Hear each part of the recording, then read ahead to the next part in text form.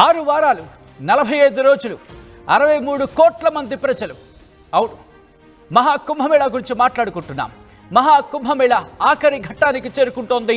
మరి కాసేపట్లో మహాకుంభమేళా ముగియబోతోంది.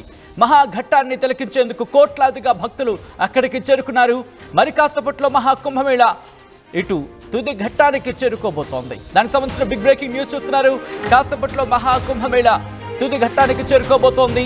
ఈ మహాఘట్టాన్ని తిలకించేందుకు కోట్లాదిగా ప్రజలు అక్కడికి చేరుకున్నారు. కోట్లాది మంది భక్తులు పుణ్యస్నానాలు ఆచరించేందుకు ఇటు ప్రయాగ్రాజ్కి చేరుకున్న సందర్భం.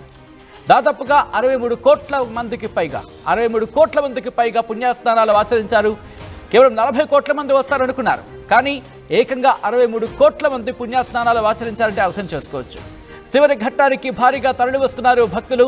ఇవాళ ఒక్కరోజే 2.5 కోట్ల మంది 2.5 కోట్ల మంది అంటే 2,50,000 కోట్ల ఇన్ఫాక్ట్ 2,50,00,000 మంది భక్తులు వచ్చారంటూ కూడా అంచనా అర్థం చేసుకోవచ్చు.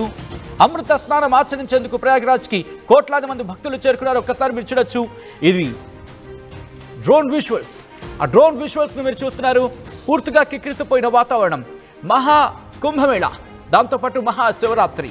ఈ మహాఘట్టాన్ని తిలకించేందుకు ఒకరు కాదు, ఇద్దరు కాదు, ఏకంగా కోట్లాది మంది, 63 కోట్ల మంది. కేవలం నిన్న ఒక్కరోజే 1,30,00,000 మంది దర్శనం చేసుకుంటే ఈరోజు ఒక్కరోజే 2,50,00,000కు పైగా భక్తులు వచ్చారంటూ అంచనా అర్థం చేసుకోవచ్చు. అమృత స్నానం ఆచరించేందుకు ప్రయాగ్రాజ్కు క్యూ కట్టారు జనం.